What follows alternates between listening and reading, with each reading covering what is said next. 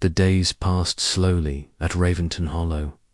Alina cleaned each room, not because it needed to be done, but because it gave her hands something to do while her heart settled.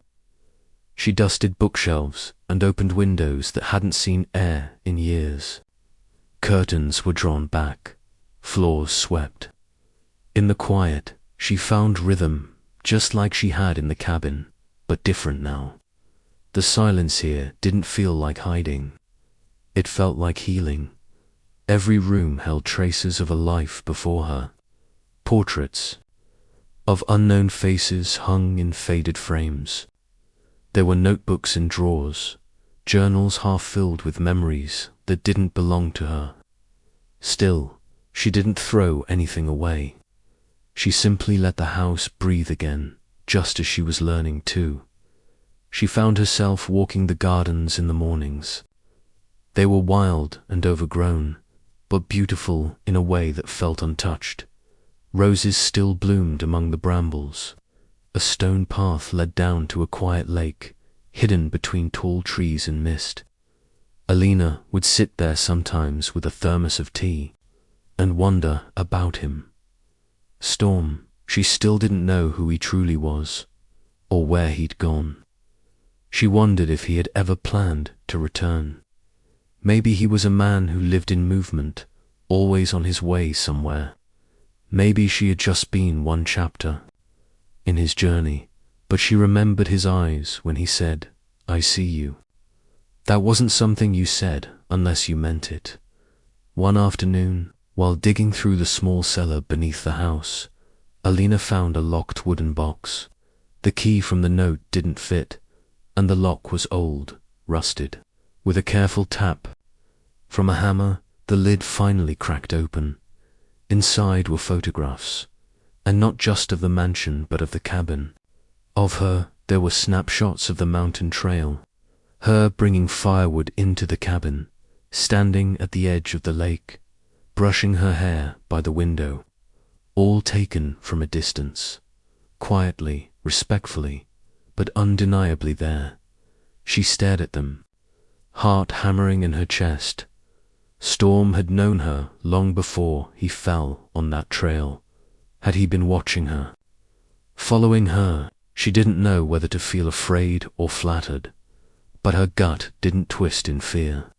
It twisted in something else, something closer to a strange, aching understanding.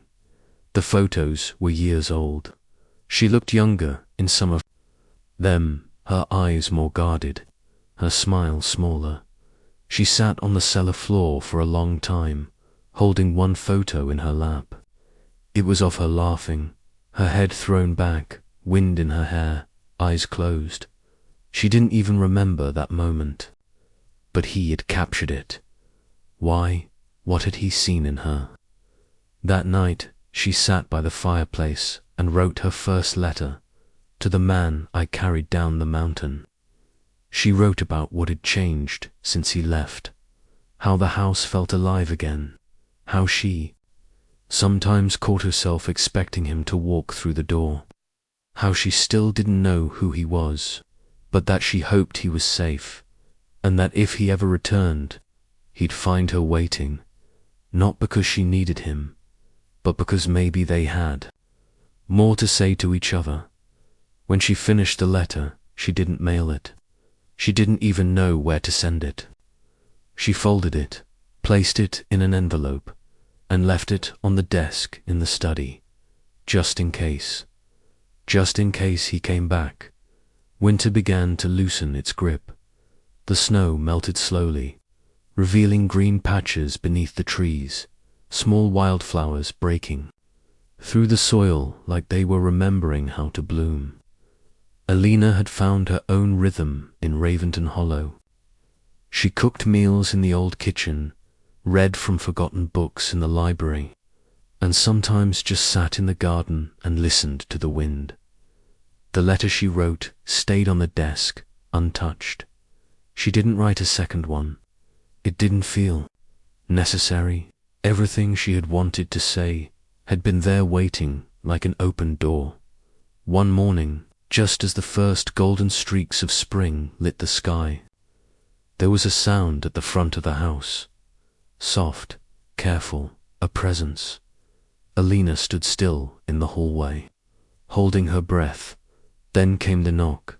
She didn't rush. Her heart was pounding, but her feet moved slowly.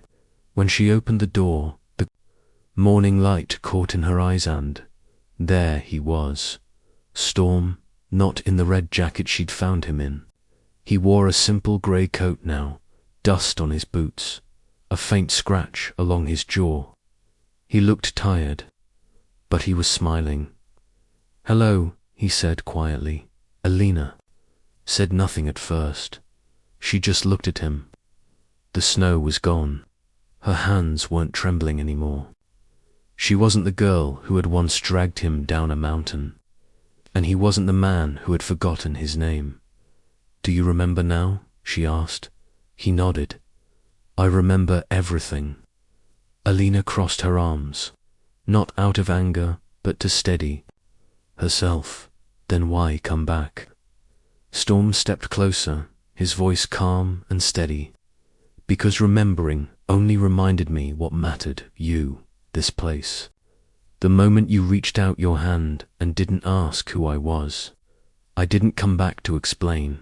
I came back to ask if I can stay." Alina looked past him, toward the trees swaying gently beyond the gates. She could have said no. She could have walked away. But she didn't. She stepped back from the door. "You should come in," she said. He did. Later that evening, they sat on the back terrace. No words were needed. Birds sang softly in the distance. A breeze lifted her hair as the sun sank low behind the pines. Storm reached into his coat and placed a small object on the table between them. It was the bracelet he'd worn when she found him, now quiet, no longer glowing. "I used to think this thing mattered," he said, tapping it lightly. "But it only opened doors to places I didn't want to be. You opened one that did."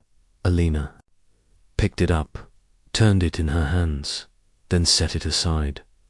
"I don't need answers," she said. "Only honesty." He met her gaze. "That's all I have now." The stars came out, slow and steady, one after another. In the distance, the lake shimmered under moonlight. Storm took her hand, not to pull her closer, but just to hold it, like a promise that didn't need to be spoken. And as the last light faded behind the pines, Alina leaned her head on his shoulder. No more running, no more mystery, just quiet, just warmth. Just the kind of ending you don't plan but recognize when it finally arrives. The mountain air was sharp with cold, the sky heavy with clouds that promised more snow. Alina trudged along the steep trail, her breath misting in the wind, her worn boots slipping slightly on the frozen ground. She wasn't supposed to be here now, this far up, not this deep into the wild, but something about the quiet of the slopes always called to her. The world down below was noise and struggle. Here she could think, but as the wind shifted, she heard something out of place. A voice, weak, almost drowned by the wind. She paused, heart pounding, scanning the ridge ahead. Then she saw him. A figure lying half buried in snow, a splash of red jacket barely visible against the white. Alina didn't hesitate. She rushed forward, dropping beside him. A man, bleeding from a head wound, his leg twisted at an unnatural angle. His skin was pale, and his breathing was shallow. "Hey," she shouted, shaking him gently. "Can you hear me?" His eyes fluttered, open for a second. "Help." She looked around. There was no one else on this trail for miles. The nearest cabin was hers downhill, a few treacherous kilometers away. She'd have to carry him. Bracing herself, she lifted him as best she could. He wasn't light, but adrenaline and stubbornness kicked in. Step by step, she made her way down the icy slope, dragging and cradling him through snowdrifts and wind. It took hours, but finally, she reached the weather-worn cabin her late father had left her. She laid him on the bed and wrapped him in blankets, lighting the stove and heating water. She cleaned his wounds with what little supplies she had. All the while, he remained unconscious. That night, she sat by the fire, watching the man sleep. He looked too clean to be a normal hiker. His clothes, though damaged, were of expensive fabric. His hands had no calluses, and there was a strange bracelet on his wrist, something high-tech, glowing faintly even in the dark. But Alina didn't ask questions. She wasn't the type. She just knew someone had needed help, and she gave it. Morning came quietly. Snow clung to the windows like frost-painted lace. Alina stirred from her chair near the fireplace, her back aching from a night spent half asleep and alert. The man in the bed was still there, his breathing more steady now, but he hadn't woken. She moved quietly, boiling more water and checking his bandages. His head wound looked cleaner. The leg, though swollen, was bound tightly with the last of her medical gauze. She reached for the firewood, added a few logs, and stirred the flames to life again. Just as she turned to check on him once more, she heard him groan. His eyes opened slowly, adjusting to the flicker of the firelight. "You're awake," she said gently, kneeling beside him. He blinked at her. "Where, am I?" "You were on the mountain. I found you. You were hurt. My name's Alina. You're safe now." He looked around the cabin, his expression uncertain. Then he frowned, eyes narrowing as if trying to focus on something just out of reach. "I don't remember. Not even your name." He shook his head slightly. "No, just flashes. Falling, snow, pain." Alina bit her lip. "You had a pretty bad fall. There was a strange bracelet on your wrist, but no ID. You don't look like someone who gets lost easily."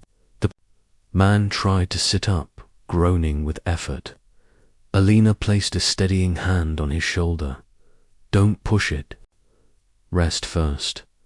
Maybe your memory will come back." He gave her a faint, almost embarrassed smile. "Guess I owe you." She shook her head. "You don't owe me anything. You were alone, hurt. That was enough." Silence hung between them for a moment. Outside, wind blew softly across the slopes. Inside, the fire crackled like a whispered secret. "I should call you something," Alina said, standing to pour him water. "Until you remember." He raised an eyebrow. "What would you call me?" She shrugged. "Well, you kind of crashed into my life like a snowstorm, maybe storm." He laughed weakly. "Storm, that works for now." As the days passed, the snow outside deepened, cutting off the narrow road that led to town. Alina kept busy tending to Storm, cooking simple meals, boiling herbs for pain, and feeding the wood stove. He recovered slowly, helped by her care and the stillness of the mountain. They talked in the evenings, nothing too deep at first. Small things, her love for solitude, his sense of confusion at not knowing who he was. Yet, through those gentle talks, something unspoken began to grow. He listened when she spoke, not just hearing, but listening. And when he laughed, it made the old cabin feel younger. One night, as they sat watching the snow fall outside the window, Storm turned to her. "You live here alone," she nodded. "Always have. My dad built this place after he left the military. Said the world was too loud, too fast. I stayed after he passed. Never felt the need to leave. Don't you ever feel lonely? Alina stared at the fire. Sometimes, but I'd rather be alone than around people who don't see me. Storm looked at her a long moment. I see you. Something in the way he said it made her heart beat a little faster, but she didn't say anything. She only added another log to the fire and listened to the wind. Howling through the trees, Storm stayed in her cabin for 6 more days. And when the road finally cleared, he stood up. His strength returned, a small bag slung over his shoulder. I still don't know who I am, he said, stepping into the morning sun. But I'll find out. Alina watched him quietly. She didn't want to ask him to stay. That would be selfish. But her silence said enough. Storm hesitated. Before I go, check under the floorboard, beneath your father's old chest. And then, without another word, he turned and disappeared down the trail she had once dragged him up. When she returned to the cabin, Alina found herself trembling. She opened the floorboard, pulled back the old wood and found a small black case. Inside, a single golden key, marked with a name she didn't recognize, and a folded note. She opened it slowly. You gave me everything when I had nothing. This key is yours now. Use it when you're ready. Storm. Alina stood for a long time in the stillness of the cabin, holding the golden key in one hand and the folded note in the other. Her breath was shallow, her thoughts racing. The name engraved on the Kiraventon hollow meant nothing to her. Yet something about the way Storm had written, "Use it when you're ready," made it feel more like an invitation than a command. 2 days passed before she made up her mind. She packed lightly, locking the cabin with a quiet goodbye, unsure if she'd be back. The nearest town was small, just a strip of weathered buildings. A diner, a gas station, and a single taxi service run by a retired couple. She showed the address from the folded note to the old man behind the wheel, and his eyes widened. You sure about this place? He asked. Alina nodded slowly. I've lived near these parts 30 years, he muttered as they drove. That estate's been empty forever. Big iron gates, old stone walls. People say it was owned by some wealthy family, disappeared long ago. You say someone gave you a key. She didn't answer. She just stared out the window as snow-covered pine trees passed by, her stomach tightening with each mile. When they arrived, the sun was beginning to sink, turning the clouds a soft gold. The car came to a stop in front of a wide gate, rusted and tangled with vines. Alina stepped out, the cold nipping at her cheeks. She pulled the key from her coat pocket and approached the gate. The lock, though aged, turned smoothly. The creak of metal echoed through the still air as the gates opened, revealing a winding path flanked by tall evergreens. The house came into view slowly, hidden behind the trees. It wasn't a mansion in the grand fairy tale sense. It was old, stone-built, with moss covering the sides and ivy crawling along the windows. But it was beautiful in a quiet, forgotten kind of way. Alina stepped inside. The door opened with the same key dot. The interior smelled faintly of cedar and dust. A grand staircase led up to darkened halls. Sunlight filtered in through stained glass, casting soft colors on the floor. Furniture was covered in white sheets, untouched but preserved. A fireplace waited cold and unused in a living room twice the size of her cabin. She walked from room to room, her footsteps the only sound on the study. She found a folder left on the desk. Inside were documents, ownership papers, a bank account, in her name, and a letter. If you're reading this, it means you believed me enough to come. I'm not who you think I am, not just a man lost in the snow. I'm someone who lost faith in everything, until you. I had money, power, and status. But none of it mattered when I was bleeding in the snow and you didn't ask for anything in return. This home, everything here is now yours. Do with it what you will. No strings. Alina sank into the old leather chair behind the desk. She didn't cry, but something inside her softened all her life. She'd been the girl who gave, who fixed, who held things together. She never expected anything back. Not really. But this wasn't about wealth. It was about being seen. Not for what she could give, but for who she was. She spent the night in one of the upstairs rooms, wrapped in blankets beneath a skylight. Snow fell gently outside, and for the first time in a long time, she felt like she belonged somewhere new. The next morning, she stepped onto the wide back terrace and breathed in the fresh mountain air. It smelled different, here like possibility. There was still so much to understand. Who was Storm? Why her? Would he ever return? But maybe, for now. That didn't matter. She had a key, and a choice, and this time she didn't feel alone.